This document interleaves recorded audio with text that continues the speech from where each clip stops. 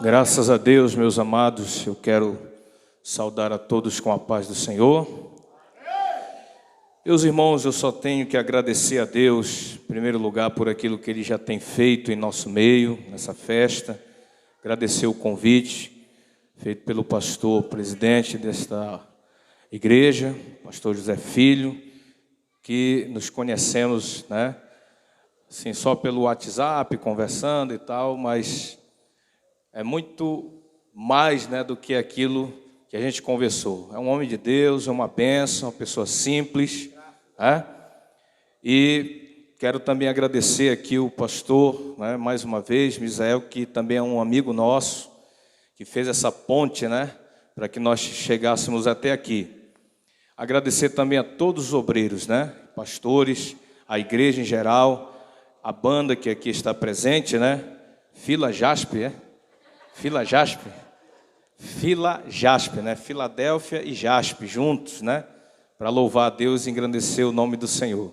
Então é uma banda abençoada, né? São duas bandas, né? Muito abençoadas aí de Santarém, que tem feito a obra de Deus, né? Não importa a placa da igreja, não importa aonde seja, mas aonde o Senhor tem aberto, né, as portas, essa banda tem ido, não só a Jaspe, como também a Filadélfia. E o nosso amigo aqui, de muito tempo, né? Borges, de muitos anos. O Borges foi o que gravou a minha primeira mensagem, que foi gravada, né? Foi ele que gravou. Lá onde é hoje a Nova Salém, né? Nova Salém, né? O nome lá agora. Então ele gravou naquela fitinhazinha cassete, aquelas fitinhazinhas, né? Ele gravou. Eu tenho até hoje lá em casa, foi passado com CD. Foi passado com CD. E eu tenho até hoje lá. Naquele tempo era um pregador mais metralhadora, né? Ia embora até mais de 1 hora aí sem parar, né? Mas dava de entender a mensagem, viu? Dava de entender a mensagem. Porque tem uns que são assim, mas ninguém entende nada do que ele está dizendo, né? Mas nosso irmão Borges, né, é uma pessoa que é amigo mesmo de muito tempo, do nosso coração. Como eu falei, gravou a minha primeira mensagem, né, que foi gravada, melhor foi ele que gravou. E ele vem gravando também algumas outras mensagens, inclusive a que está sendo gravado, né? Essas mensagens aqui de ontem, de hoje de manhã e agora à noite, sendo gravado, né, o congresso inteiro. E ele tem um canal, né, um canal no YouTube, Borges Irmão do Som, não é isso? Borges Irmão do Som. Então, meus irmãos, eu quero pedir que você vá lá no YouTube, coloque lá, Borges Irmão do Som. Você vai encontrar essa mensagem lá, essas mensagens, melhor, que está sendo pregada aqui, outras mensagens que foram pregadas, né, por outros pastores, e também a mensagem que nós pregamos lá ano passado, na igreja lá da CA de Seta, Assembleia de Deus do CA de Seta, lá em Belterra. Então, lá tem muitas pregações abençoadas. Então vá lá, né, visite o canal do nosso irmão, né, chegue lá e dê um like, que é para poder abençoar mais ainda, né, visualize, se inscreva, né, e assim vai embora, né? Dê o like, se inscreva e compartilhe, né? Tá certo? Então faça tudo aquilo que... Olha, o pastor disse que vai cobrar um negócio de um... Tem que dar aí uma, né, uma comissão para o pastor. Depois vocês conversam aí, pastor. Vocês... Tá bom, meus irmãos? Então façam isso, né? Quando a gente faz isso, a gente abençoa a vida do irmão, né? O canal, vocês sabem, no YouTube, né, precisa ter visualizações, precisa ter like, precisa ter inscrito, precisa compartilhar. Então vamos ajudar o nosso irmão, porque ele está também fazendo a obra de Deus junto com essa banda, está dando, né, a sua cooperação, tem se esforçado grandemente, feito um bom trabalho para a glória de Deus, e há muitas mensagens e louvores lá, viu, no canal dele, e você vai ser edificado, vai adorar a Deus, vai louvar o Senhor, tá bom? E eu não vou cobrar por essa propaganda não, também, tá certo? É de graça, tá bom? Meus irmãos, antes de começar aqui a palavra de Deus, também eu quero só avisar os irmãos que ainda tem aí, né, bastante apostila ainda, né? Então os irmãos que quiserem adquirir o material, tem de R$2 até R$15, tá? Então, depois do culto, né? Depois do culto, não é agora, depois do culto, você vai jantar e tudo, e o irmão José, né? Como é que é o nome do irmão? É José Antônio ou Antônio José? Camarão. Irmão José Camarão, né? O irmão José aqui tem sido um auxiliar muito abençoado.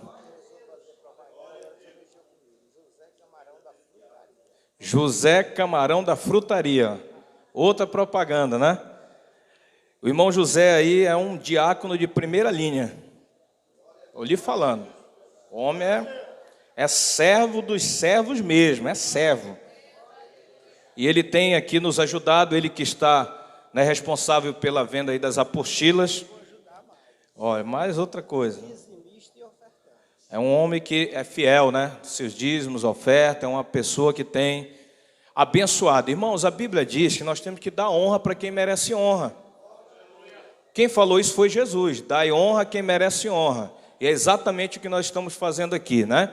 A gente brinca e tudo, mas é isso que a Bíblia manda. Você tem que honrar. Então, o nosso irmão, ele tem feito um bom trabalho, não menosprezando os outros obreiros, mas é que eu não conhecia os outros, né? Eu conheci ele, né? E tem feito um bom trabalho aqui, eu tenho visto o esforço dele, está ali, né, também nos ajudando. Então, que Deus continue lhe abençoando, continue sendo essa bênção na mão do Senhor. Abra sua Bíblia na primeira carta de Pedro, capítulo 3, vamos ler novamente a mesma passagem, que é a base que nós estamos usando, para trazer aqui a mensagem para os irmãos. Capítulo de número 3, da primeira epístola de Pedro, a partir do verso de número 13 até o versículo de número 15. Louvado seja o nome de nosso Senhor e Salvador Jesus Cristo.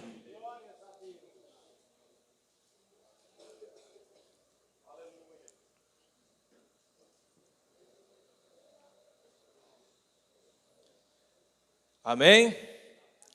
Os irmãos encontraram, quem encontrou diga amém. Ora, quem é que vos há de maltratar se fordes zelosos do que é bom? Mas ainda que venhais a sofrer por causa da justiça, bem-aventurados sois. Não vos amedronteis, portanto, com as suas ameaças, nem fiqueis alarmados. Antes santificai a Cristo como Senhor em vosso coração, estando sempre preparados para responder a todo aquele que vos pedir a razão da esperança que há em vós. Muito bem, meus irmãos, podem sentar glorificando ao Senhor, porque Ele é digno de receber toda honra, glória, louvor, adoração, desde agora e para sempre. É necessário que eu faça rapidamente um breve resumo daquilo que nós já temos aprendido desde ontem.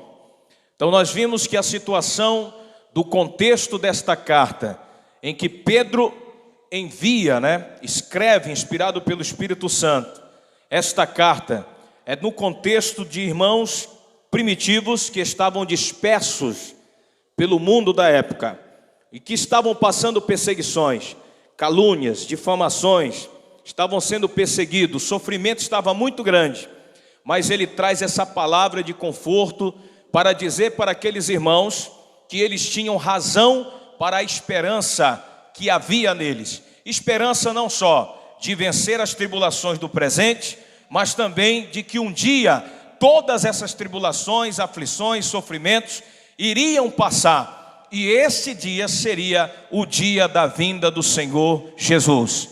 Mostrando para nós que a palavra esperança no texto significa não só esperança de vencer as tribulações do presente, mas esperança de um futuro quando o Senhor vier para buscar o seu povo, em que todo o sofrimento da igreja iria cessar. Nós vimos também que por causa disso nós temos uma esperança que aponta para o futuro, e por causa desta esperança que aponta para o futuro, nós temos razões para crer na vinda do Senhor Jesus Cristo. Crê que Ele está voltando, crê no arrebatamento, que é o termo que a Bíblia usa para falar sobre a segunda vinda de Cristo, quando Ele retirará a sua igreja da terra. E nós vimos que o que fundamenta isso, o que enriquece mais, o que fortalece mais a nossa fé, para crer exatamente nesta promessa, que aponta para a esperança relacionada ao futuro, é porque o nosso Senhor Jesus Cristo, em primeiro lugar, é a principal razão porque a igreja crê no arrebatamento. A igreja crê no arrebatamento, primeiramente, porque Jesus Cristo prometeu que vai voltar para arrebatar o seu povo, para levar o seu povo.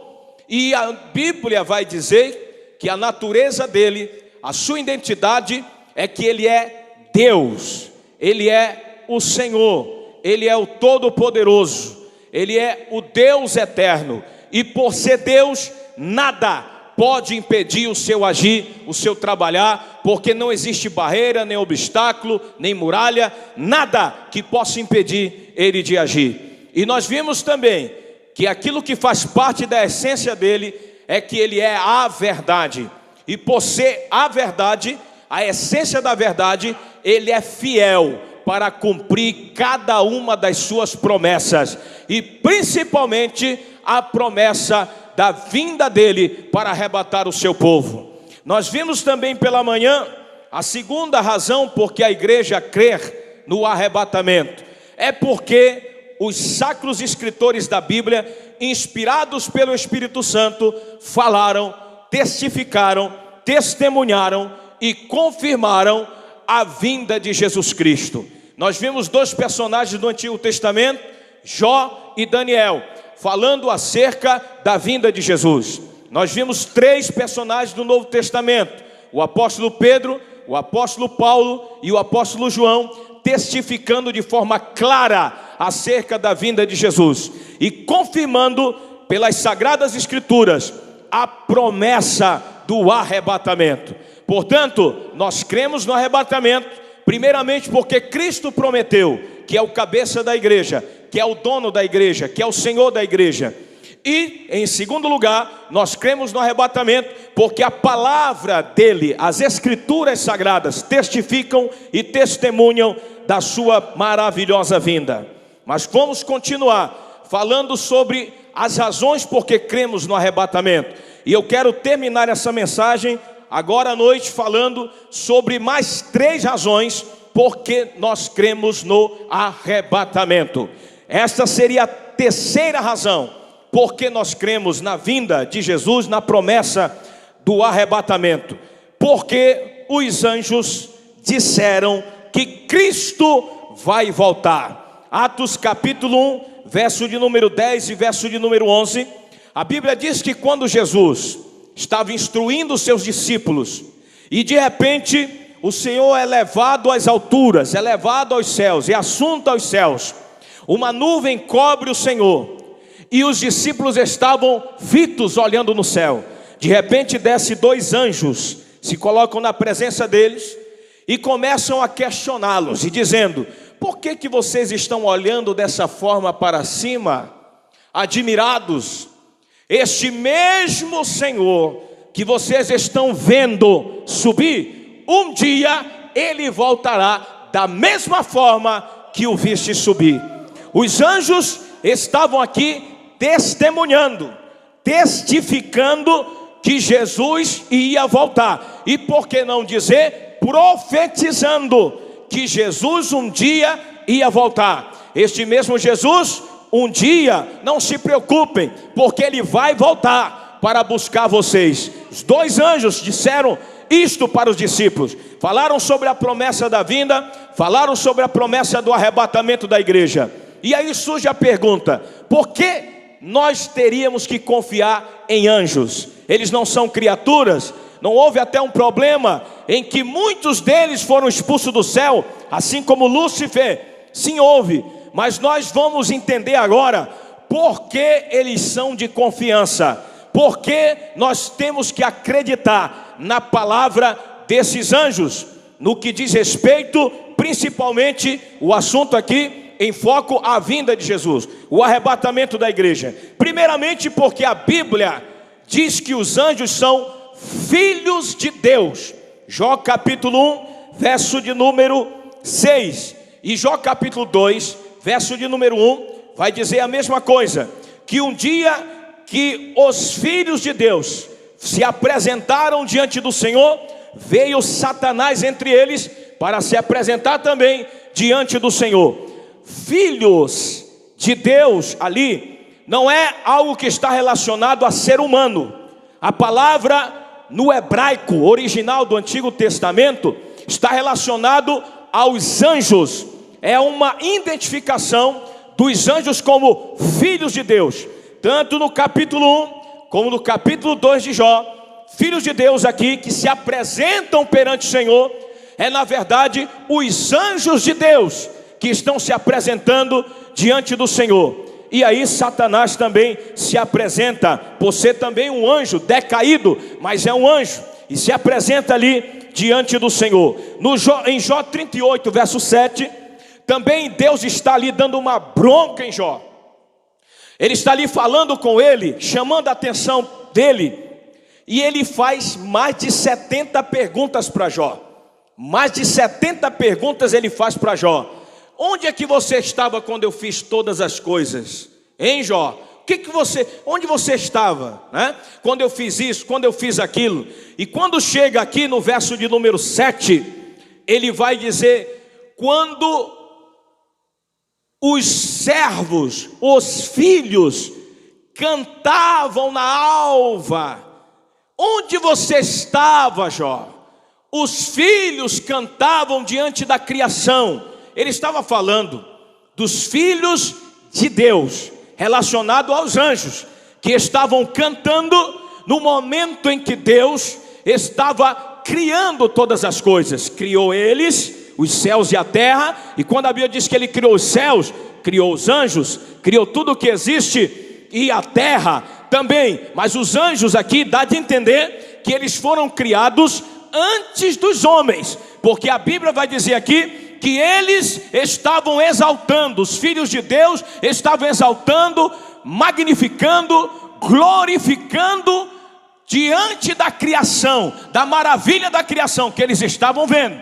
Mas a Bíblia aqui também, no livro de Jó, capítulo 38, verso 7, vai dizer que eles são filhos de Deus. Se são filhos de Deus, eles são filhos por criação. Há uma filiação, há uma comunhão, há uma intimidade com Deus, e por isso, por essa aproximação de Deus, por essa comunhão com Deus, por essa intimidade com Deus, eles são dignos de confiança, e a sua palavra é digna de confiança também. A Bíblia diz mais, que eles não só são filhos de Deus, mas eles também são identificados como santos. Salmo 89, verso de número 5, e o verso de número 7 fala da Assembleia dos Santos. Mas o cenário que a passagem vai mostrar não é um cenário de uma congregação, de algo que está acontecendo aqui na terra, mas sim de uma Assembleia dos Santos no céu. E a Bíblia vai deixar claro que nessa Assembleia dos Santos existe a miríade do Senhor. É algo que está também relacionado aos anjos do Senhor, que estão no céu exaltando na Assembleia dos Santos. Ou seja, é uma assembleia, é uma reunião dos anjos que são santos, que são consagrados, que são separados, que pertencem a Deus, que estão louvando, que estão magnificando, que estão exaltando, que estão prontos para servir o Senhor dos Exércitos. Então a Bíblia chama eles de santos. Daniel capítulo 4, verso de número 13 melhor, você tem a visão da grande árvore. Nabucodonosor está contando a visão que ele teve em um sonho.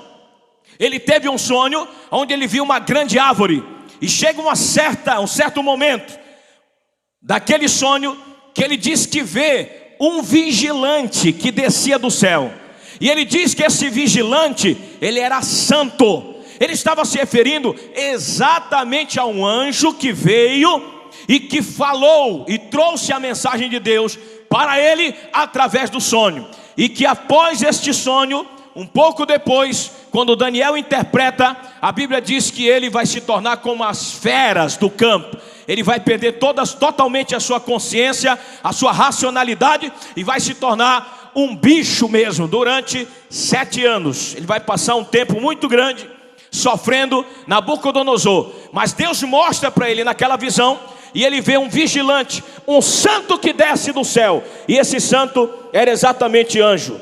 Zacarias capítulo 14, verso de número 5, é um cenário que nós entendemos que é a vinda em glória de Cristo, porque nós entendemos que a vinda de Jesus, ela está dividida em 2 fases.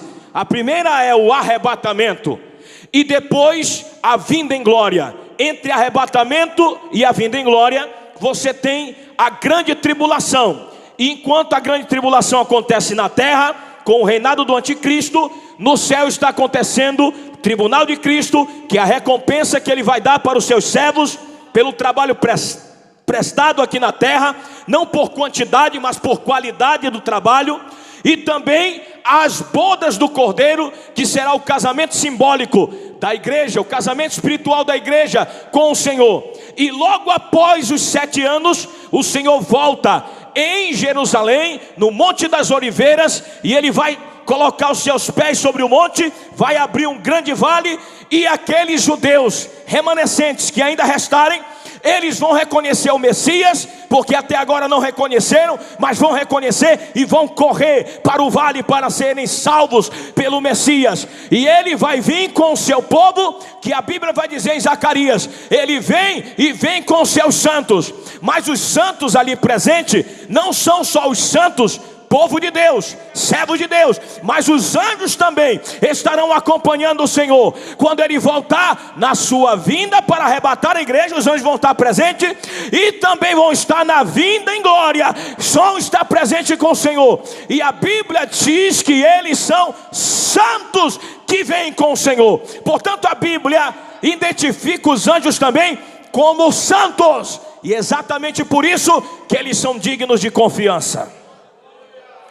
A Bíblia diz mais que os anjos, em 1 Timóteo 5:21, são anjos eleitos de Deus. Assim como a Bíblia diz que a igreja é a sua eleita, a Bíblia diz que existe anjos que são eleitos também. Quais são os anjos eleitos? Aqueles anjos que não caíram, aqueles anjos que não se rebelaram contra Deus. Porque, como nós já falamos, houve uma batalha no céu, onde Lúcifer conquistou 1/3 dos anjos do céu, se rebelou contra o Altíssimo, mas ele foi derrotado por Miguel, o arcanjo Miguel, chefe dos anjos, com mais os seus anjos. Houve uma batalha, ele foi derrotado, ele foi lançado para a terra, diz a palavra de Deus. Mas aqueles que não se renderam a Lúcifer, aqueles que não se deixaram ludibriar por Lúcifer, aqueles que não desobedeceram e se rebelaram contra Deus, são chamados de eleitos ou anjos eleitos de Deus. O que significa que eles nunca vão cair, eles nunca vão de forma alguma se rebelar contra Deus. Não haverá mais um anjo sequer que é de Deus que se rebelará contra ele, porque eles são eleitos de Deus, e portanto são anjos eleitos, separados para Deus, e jamais se rebelarão contra ele. E isso mostra que eles têm algo muito importante, de estar próximo de Deus, por ser filho dele, de ser santos e separados, porque eles também estão na presença do Santíssimo Deus, e por serem eleitos e não estarem mais sujeitos à queda, suas palavras são dignas de confiança. A Bíblia também diz que os anjos são conservos da igreja, conservos do povo de Deus. Salmo 34, verso 7, diz que o anjo do Senhor, ele acampa-se ao redor dos que o temem e os livra. A Bíblia diz em Hebreus 1, verso 14, que os anjos são espíritos ministradores a serviço daqueles que hão de herdar a salvação. Em Apocalipse 19, verso 10, a Bíblia diz que depois da visão que João teve, ele ficou tão impressionado com a visão que ele teve, que ele se prostrou para adorar o anjo. Quando ele se prostra para adorar o anjo disse: não faça isso, não faça isso, porque eu sou conservo teu e dos teus irmãos. Adora a Deus. É a Ele que você deve adorar. Eu sou teu servo, estou aqui para te servir. Eu sou conservo teu, dos teus irmãos. Portanto, os anjos não só têm uma relação com Deus por ser filhos, vivem em santidade porque foram separados por Deus, não só são eleitos porque Deus agora os escolheu, mas também eles estão a serviço da igreja. Eles têm um papel fundamental em relação à igreja. Eles estavam presentes em várias ocasiões da nação de Israel. Quando o nosso Salvador nasce, os anjos estão antes do nascimento, no nascimento, após o nascimento, e acompanham a igreja, e estão com a igreja. Por isso, quando esses anjos em Atos 1, verso 10 e 11 disseram que Jesus vai voltar, da mesma forma que viste subir, eles são dignos de confiança, porque eles são filhos de Deus, eles são santos, são eleitos de Deus e são conservos da igreja. Por isso, esta é mais uma razão porque a igreja crê no arrebatamento.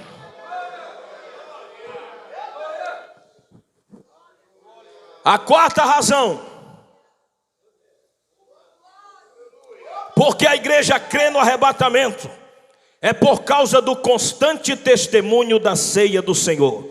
1 Coríntios capítulo 11, verso 23 a 32, o apóstolo Paulo, instruindo a igreja, ele diz que nós devemos nos reunir para comer do pão, para beber do cálice, anunciando ou proclamando a morte do Senhor, até que ele, mais forte, até que ele, a ceia do Senhor, ela é uma forma de dramatizar toda a obra que Cristo fez. Preste bem atenção nisso aqui. Existem três coisas, três visões que nós precisamos ter na ceia do Senhor. Isso aqui dá uma pregação. Anotem aí os pregadores. Tem uma pregação só sobre isso aqui, interessantíssimo. Três visões que nós precisamos ter na ceia do Senhor. A primeira visão é a visão retrospectiva, a visão para trás, a visão para o passado. E que visão é essa, pastor? A Bíblia diz que quando você come do pão e bebe do cálice, você tem que anunciar a morte do Senhor. Então, quando nós estamos celebrando a Santa Ceia, nós temos que lembrar do que Ele fez por nós. Nós temos que voltar o nosso pensamento para trás e ver aquilo que Cristo realizou no nosso lugar. Olhar para trás e ver que Ele expiou os nossos pecados. Olhar para trás e ver que Ele nos propiciou, afastou toda a ira de Deus contra nós. Olhar para trás e ver que Ele nos redimiu, Ele nos arrancou das garras do diabo, nos tirou da corrente, nos tirou das cadeias e nos resgatou. Isso é redenção. Olhar para trás e ver que Ele nos justificou, que é o ato segundo o qual Deus declara que o pecador que está ali, culpado, condenado, réu, está destinado à perdição. Ele declara que esta pessoa agora é justa diante dele, não por causa de algum mérito dessa pessoa, não por causa de alguma obediência dessa pessoa, não por causa de alguma obra dessa pessoa, não por causa de algum esforço dessa pessoa, mas sim por aquilo que Cristo fez em favor desta pessoa. Porque quando essa pessoa foi alcançada pela graça, Cristo imputou a sua justiça sobre aquela pessoa, e agora que foi justificado, Deus vê essa pessoa por meio de Cristo e vê ele agora sem culpa e sem condenação. É olhar para trás e ver que Ele nos adotou como filhos, Ele nos fez seus filhos. Agora nós temos uma filiação com Deus, nós somos filhos de Deus. É isso que nós temos que ter em primeiro lugar quando celebramos a Santa Ceia. A visão retrospectiva, a visão para o passado, olhar o que Cristo fez, reconhecer o seu sacrifício vicário, que significa que Ele morreu em nosso lugar, Ele morreu nos representando, Ele morreu para nos salvar. Nós precisamos celebrar a Santa Ceia reconhecendo e lembrando disso, anunciando e proclamando isso. É o que eu sempre falo, você tem que viver a palavra, meditar. Você ouve algo e você vai meditar, você vai refletir, você vai viver, você vai pensar. Eu tenho que lembrar do Senhor na hora da Santa Ceia, primeiro, daquilo que Ele fez por mim, primeiro, daquilo que Ele realizou por mim, primeiro, daquilo que Ele foi capaz de fazer em meu lugar. Segunda visão, é a visão no presente. O apóstolo Paulo diz que no momento da Santa Ceia nós devemos examinar a nós mesmos, e então comer do pão e também beber do cálice. Examinar a si mesmo, fazer um autoexame, muito parecido com aquilo que aconteceu com o profeta Isaías. Isaías capítulo 6 diz que no ano da morte do rei Uzias, ele diz: eu vi o Senhor assentado sobre um alto e sublime trono, as abas das suas vestes enchiam o templo, serafins voavam de um lado para outro, dizendo: santo, santo, santo é o Senhor dos exércitos, toda a terra está cheia da sua glória. As bases do limiar se moviam com a voz que clamava. E diz a Bíblia Sagrada que quando Isaías viu isso, ele disse: ai de mim que vou morrendo, ai de mim que vou perecendo, porque eu sou um homem de lábios impuros, eu habito no meio de um povo de impuros lábios, e os meus olhos viram o rei, o Senhor. Ele tem uma visão introspectiva, uma visão para o presente. Ele olha para dentro de si, ele faz um autoexame e reconhece a sua pecaminosidade, reconhece a sua fraqueza diante da glória e da grandeza de Deus. Ele reconhece que não é nada diante de Deus. Ele reconhece que precisa ser santo diante de Deus. Ele reconhece que ele precisa se consagrar diante de Deus. Ele reconhece que ele precisa ser santo diante de Deus, porque ele contempla a glória, ele contempla a santidade de Deus naquela visão extraordinária. É mais ou menos isso o que o apóstolo Paulo está dizendo para nós fazermos, é fazer um autoexame, ver como você está na presença de Deus, ver como a tua vida está diante de Deus, ver se você realmente está preparado para cercar a mesa do Senhor, para comer do pão, para beber do cálice, se você está em comunhão com Deus, se você tem comunhão com a igreja, porque discernir o corpo do Senhor significa você está em comunhão com o corpo que é a igreja. Visão introspectiva. Mas existe uma outra visão, que é a visão que nós chamamos de prospectiva, que é a visão que aponta para o futuro. Ele diz que nós temos que comer do pão e beber do cálice, anunciando a morte do Senhor. Visão retrospectiva, visão para o passado, lembrando do que Cristo fez por nós. Ele diz que nós temos que examinar a nós mesmos. Visão introspectiva, olhando para dentro de si, fazendo um autoexame e reconhecendo como você está na presença dele. Visão prospectiva, apontando para o futuro, porque nós temos que comer do pão, beber do cálice, anunciar a morte do Senhor, examinar a si mesmo, até que ele é olhar para o passado, para lembrar do que ele fez, é olhar para o presente, para ver como nós estamos, se esta obra de Cristo está realmente sendo aplicada na nossa vida, e olhar para o futuro com a esperança de que Jesus vai voltar para arrebatar a sua igreja. Portanto, nós temos aqui toda a obra de Cristo, nós temos a sua vida, nós temos a sua morte, nós temos a sua ressurreição, nós temos sua ascensão, nós temos a santificação do Espírito no presente, e nós temos também a promessa para o futuro, de que Jesus vai voltar para levar a sua igreja, para levar o seu povo. Não se esqueça disso. Quando você for celebrar a Santa Ceia de novo, não se esqueça disso. Lembre-se do que ele fez por você. Examine a sua vida no presente. Veja que se o que Cristo fez está sendo realmente vivenciado na sua vida, aplicado na sua vida, para que você tenha esperança da vinda de Jesus, para que você esteja preparado para a vinda de Jesus, para que você esteja aguardando, realmente ansioso, desejoso que o Senhor volte para vir buscar você.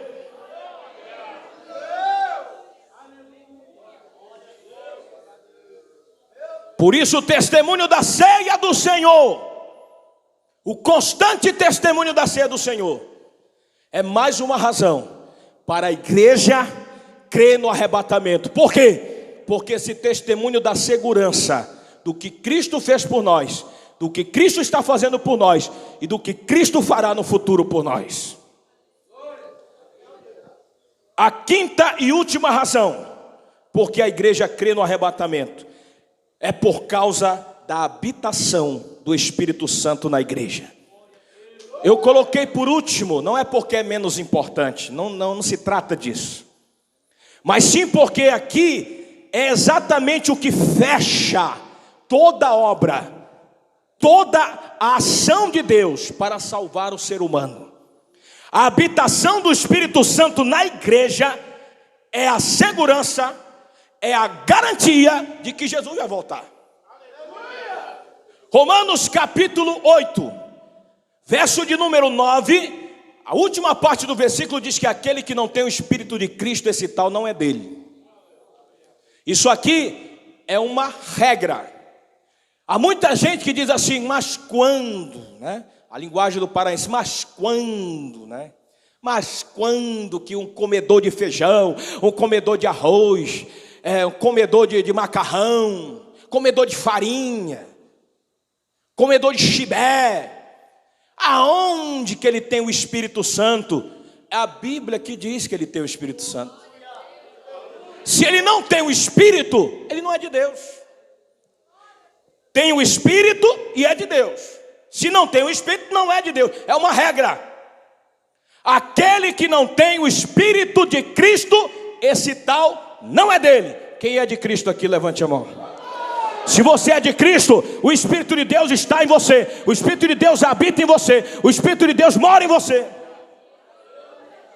1 Coríntios capítulo 3, verso 16 e 17. A Bíblia diz que a igreja, de forma coletiva, o povo de Deus, o corpo de Cristo, é o santuário do Senhor. É o lugar onde Ele habita. E 1 Coríntios 6, 19 e 20, vai dizer que cada crente, cada servo de Deus, cada um individualmente, é casa, é morada do Espírito Santo. Aí nós vemos por aí pregadores empolgados que dizem assim, olha, o Espírito Santo de Deus, ele está passeando por aqui. O Espírito Santo de Deus, ele está vagando por aqui. O Espírito Santo de Deus está visitando esse lugar. Como se o Espírito Santo fosse uma espécie de nuvem, uma espécie de influência, uma espécie de poder apenas. Mas a Bíblia vai dizer que o Espírito Santo, ele não fica vagando, ele não fica passeando, ele não fica fazendo visitinha. Na vida do crente ele mora, ele habita. O crente, o corpo dele é a casa do Espírito, ele está lá dentro, ele mora lá, ele habita lá, ele vive lá. A palavra é muito forte, não é visita, não é passeio, não é vagar, ele mora dentro de você, ele habita dentro de você. O teu corpo é templo dele, o teu corpo é casa dele, o teu corpo é morada dele. E é por isso que você não precisa de pregador para sentir a presença dele. É por isso que você não precisa de pregador para você adorar a Deus. É por isso que você não precisa de oração de pregador para ser cheio do Espírito, porque ele já está em você, ele já mora em você, ele já habita em você, ele está em você. Adore, adore, adore, adore, adore, adore, adore.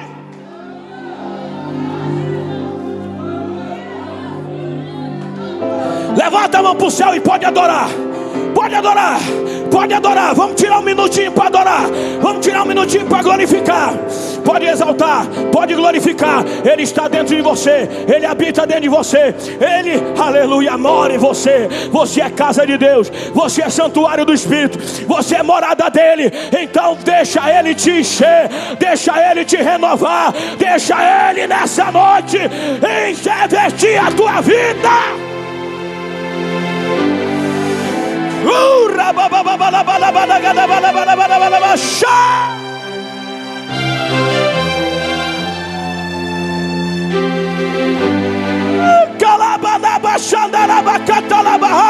O Espírito de Deus está em você.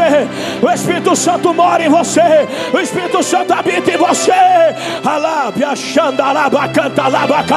Sinta a presença dele, meu irmão. Sinta a presença dele, meu irmão. Sinta a presença dele. A presença dele é real. A presença dele é real. É real, é real, é real, é real.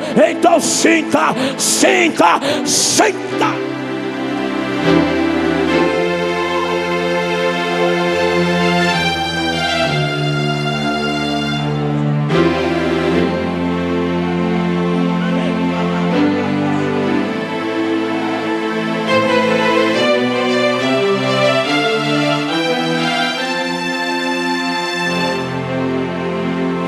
Vai adorando, meu irmão.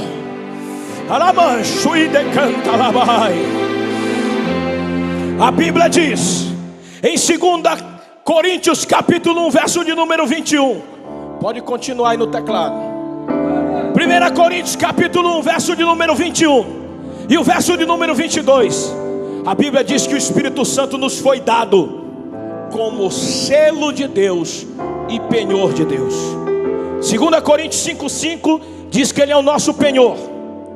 Efésios capítulo 1, verso 13 e 14 diz que depois que ouvistes a palavra da verdade, o evangelho da vossa salvação, tendo nele crido, fostes selados com o Espírito Santo da promessa, o qual é o penhor da nossa herança, até o resgate da sua propriedade, para o louvor da sua glória. Olha a riqueza que existe nessas passagens. Primeiro, ela está dizendo que o Espírito Santo é o nosso selo. Segundo, ela está dizendo que o Espírito Santo é o nosso penhor. O que significa selo aqui? Selo era algo que era colocado em uma carta, principalmente quando era enviado nos tempos bíblicos, para identificar de quem era aquela carta, quem enviou e para quem foi enviado. E não só cartas, mas objetos, propriedades eram seladas, porque quando alguém olhava para o selo, dizia: este objeto é do João, este objeto é da Maria, esta carta é da Joana, esta carta é do Pedro, esta propriedade pertence ao João, essa propriedade pertence ao Paulo, porque o selo, ele identificava que essa pessoa, ou melhor, que esse objeto, que esta propriedade, que esta carta era de alguém. Identificava de quem era aquela propriedade. Era um selo de identificação, que significa aí tanto posse de algo, como também segurança. Algo que dava segurança para que ninguém violasse aquele selo, porque se violasse aquele selo, ia pagar caro, segundo a lei, porque havia leis para que não houvesse a violação daquele selo. Porque o selo era aquilo que garantia, era aquilo que dava posse e garantia e segurança. Portanto, o Espírito de Deus, ele nos foi dado como selo de Deus, para identificar que nós temos um dono, para identificar que nós pertencemos ao Senhor. O selo de Deus, que é o Espírito Santo, que é uma das pessoas da Santíssima Trindade, e portanto Deus, nos foi dado para que nós possamos ser identificados como propriedade sua. 1 Pedro capítulo 2, verso 9 diz: vós sois raça eleita, sacerdócio real, nação santa, povo de propriedade exclusiva de Deus, a fim de proclamardes as virtudes daquele que vos chamou das trevas para a sua maravilhosa luz. Portanto, o Espírito Santo nos foi dado como selo de Deus, para identificar que nós somos propriedade dele, e propriedade exclusiva. Somos dele, pertencemos a ele, nossa vida é dele, e ele nos identifica por meio do seu Espírito. E é por isso que nós temos a segurança de que Jesus vai voltar, porque o selo de Deus está na nossa vida, que é o Espírito Santo. Mas a Bíblia diz que ele também é o penhor da nossa herança. Penhor era o primeiro pagamento, ou o primeiro depósito que era feito para se adquirir uma propriedade. Isto trazia o quê? Garantia de que aquele que deu o início, ele vai continuar e vai terminar aquilo que ele começou. Ele deu a entrada, ele fez o primeiro depósito para garantir que a propriedade será sua, e ele vai voltar para poder resgatar essa propriedade. Ele vai pagar todas as parcelas, no sentido humano, e ele vai pegar aquilo que pertence a ele. No sentido espiritual, o penhor da nossa herança, relacionado ao Espírito Santo, significa que o Espírito Santo nos foi dado como a garantia de que o Senhor vai voltar para buscar aquilo que pertence a ele. Olha o que a Bíblia diz nesse texto de Efésios capítulo 13, verso de número 14. 13 e 14, capítulo 1, melhor, verso 13 e 14. No verso 14 diz que o Espírito Santo nos foi dado como penhor da herança do Senhor até o resgate da sua propriedade. Efésios 4:30 diz que nós não temos que entristecer o Espírito de Deus, o qual foste selado para o dia da redenção. Apontando para a volta, apontando para a vinda. O dia da redenção é a vinda de Cristo. O resgate da sua propriedade é a vinda de Cristo. Portanto, o Espírito Santo nos foi dado como selo que identifica que nós somos dele e nos dá segurança de que Jesus vai voltar. Portanto, o Espírito Santo nos foi dado como penhor, como garantia que ele vai vir para resgatar a sua propriedade. E o dia do resgate da sua propriedade será o dia da volta de Jesus para arrebatar a sua igreja. Xaraba cantalaba sudecou, arábia naga xandaraba cantarabanai. Portanto, o selo de Deus, ele nos dá segurança, e o penhor da nossa herança, que é o Espírito Santo, também nos dá garantia. A razão da esperança que há em nós quanto ao futuro, ela está firmada não em falsas promessas, mas naquele que é poderoso para fazer infinitamente mais do que tudo aquilo que pedimos ou pensamos. O Rei dos Reis e Senhor dos Senhores, naquele que é a verdade e que por isso não pode mentir. Portanto, certamente possuímos razões suficientes e firmes e inabaláveis para crermos no arrebatamento da igreja.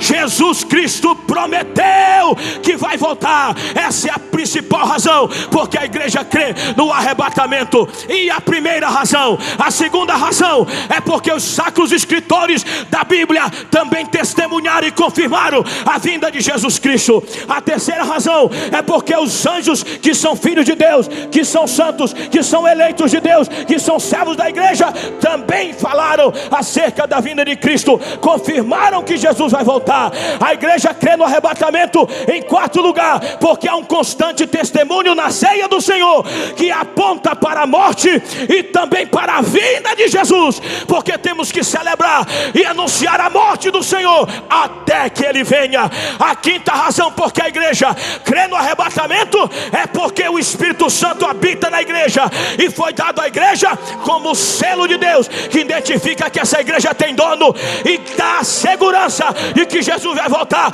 para buscar aquilo que é seu. Portanto, o Espírito foi dado como penhor também para que a igreja tenha a garantia de que ele vem buscar, resgatar a sua propriedade. Por isso, meu irmão, você tem razões suficientes, firmes, inabaláveis e poderosas para crer que Jesus está voltando, que Jesus voltará para arrebatar a sua igreja. Fique em pé, igreja.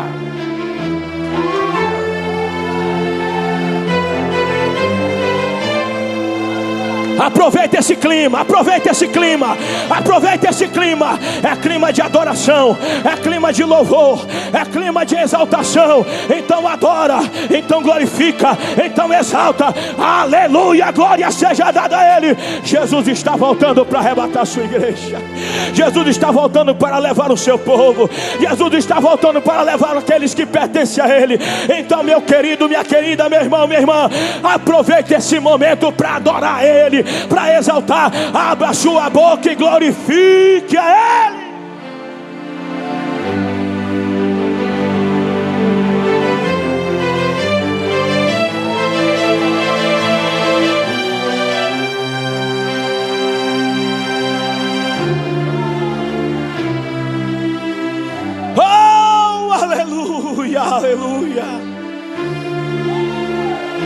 Aleluia. Tem alguém aqui que quer entregar a vida para Jesus? Tem alguém que quer se reconciliar com Deus? Saia do seu lugar e venha até aqui à frente com uma confissão pública. Saia do seu lugar se você quiser se reconciliar com Deus. O Espírito de Deus tocou no seu coração. O Espírito de Deus falou com você. Então saia do seu lugar. Venha entregar a vida para Jesus. Venha se reconciliar.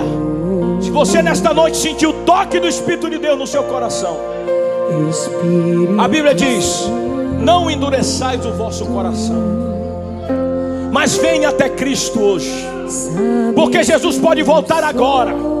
Jesus pode voltar daqui a pouco. Nós não sabemos o dia nem a hora da vinda de Jesus, mas nós sabemos com certeza que Ele vai voltar. Nós temos certeza absoluta que Jesus vai voltar para arrebatar a sua igreja. Levanta a mão para o céu, meu irmão.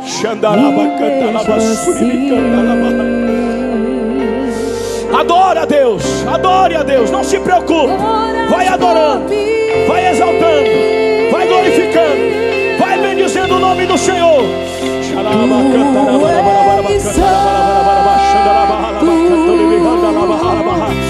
Tu reme canta lá bachuri. Tu és santo.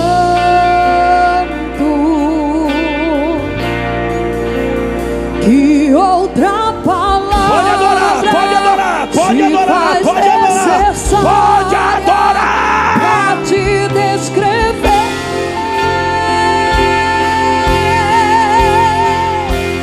Tu és santo.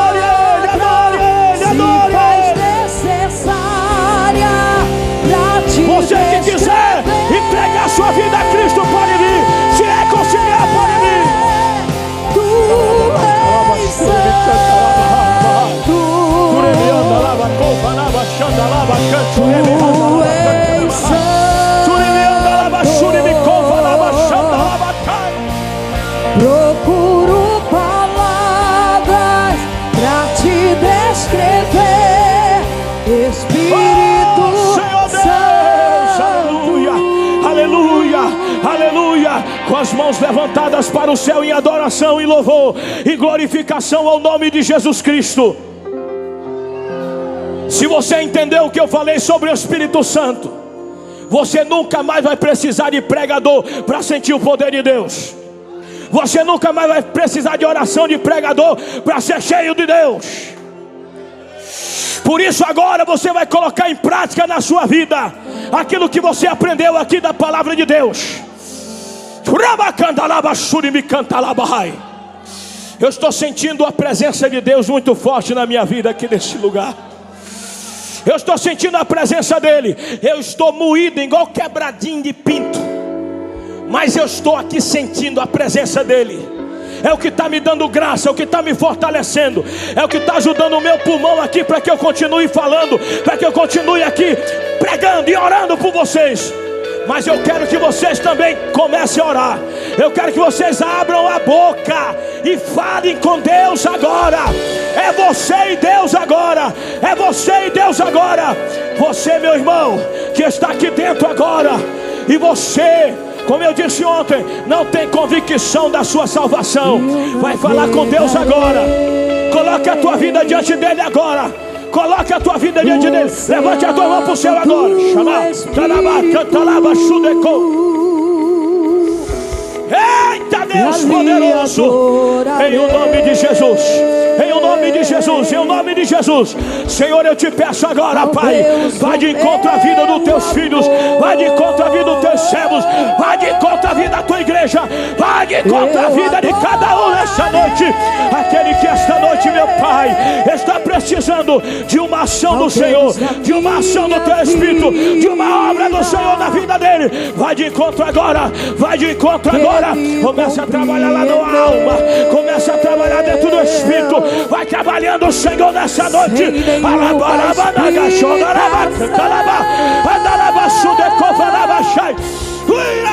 Espírito, Espírito, que desce como fogo. Aleluia, aleluia, aleluia.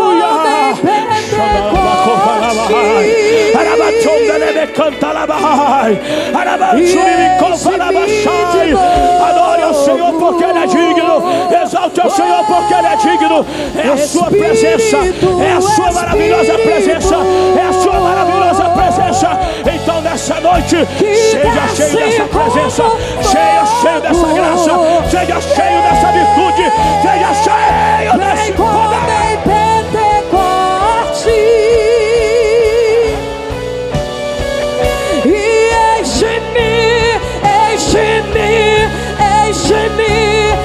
Enche-me, Espírito, Espírito, Espírito de Deus, Espírito de Deus, que Espírito de desce como Você que quer oração, vem aqui pra frente, vem aqui pra frente, vem aqui pra frente, vem pra frente, quem quiser, vem aqui pra frente agora.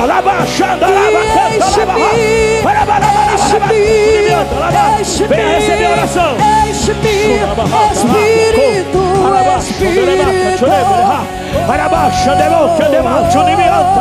que desce como fogo.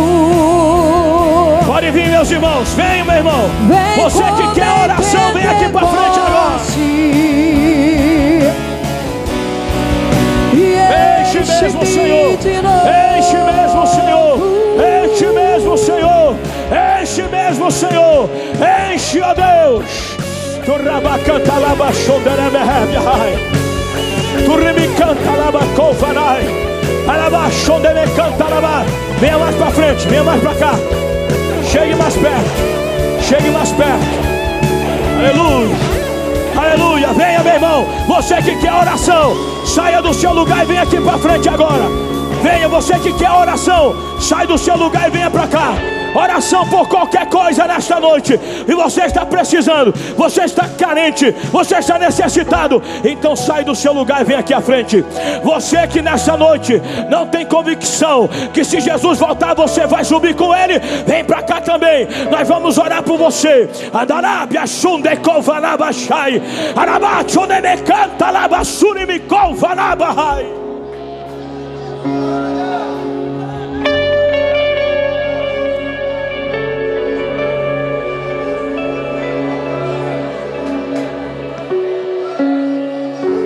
Oh, aleluia.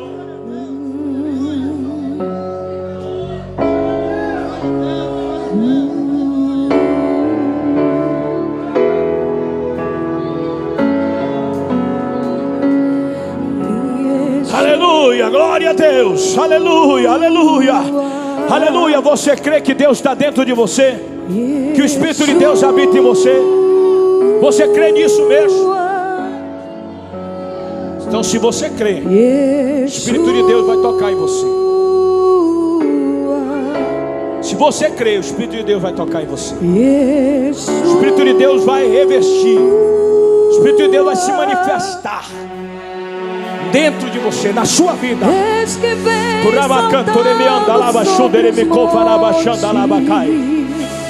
Então agora, Espírito Santo de Deus, aqui estão os teus filhos, ó Pai, que vieram para receber a oração. Senhor, Tu conhece a vida de cada um. Tu conhece o coração de cada um. Tu conhece o propósito de cada um. Tu conhece, meu Deus, a vida deles. O Senhor sabe o que eles precisam. o que eles carecem, o que eles necessitam agora. Então eu te peço, Senhor, que no nome de Jesus Cristo, eles comecem agora, ó Deus, a serem abençoados. Eles comecem agora a serem tocados pelo Teu Espírito. Eles comecem agora a serem, meu Deus, revestidos do Teu poder. Eles comecem agora, Xandarabia, Couvarabia, Andalabacanto, Demiandarabacova, Arabachantarabacanta, Labacai. Em nome de Jesus, vai recebendo, vai recebendo, vai recebendo, vai recebendo. É agora, é agora, é agora. Esse Espírito de Deus te encher, agir na tua vida, te tocar. Vai recebendo a cura agora, vai recebendo o milagre agora, vai recebendo a vitória agora, vai recebendo a bênção agora.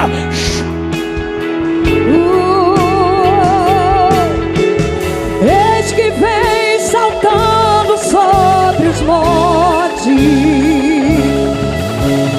de Jerusalém.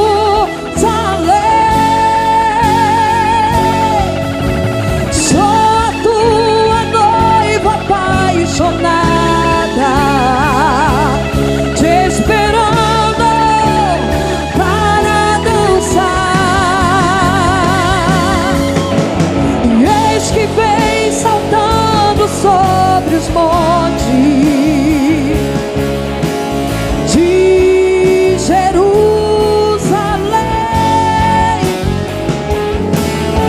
Eu sou a tua noiva apaixonada, esperando para dançar. Yeshua,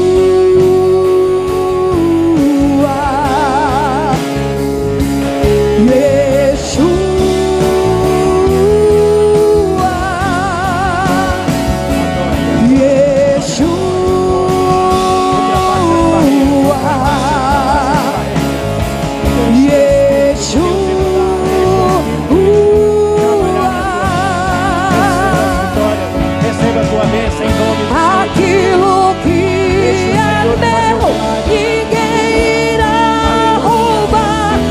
Agindo o meu Deus, quem impedirá?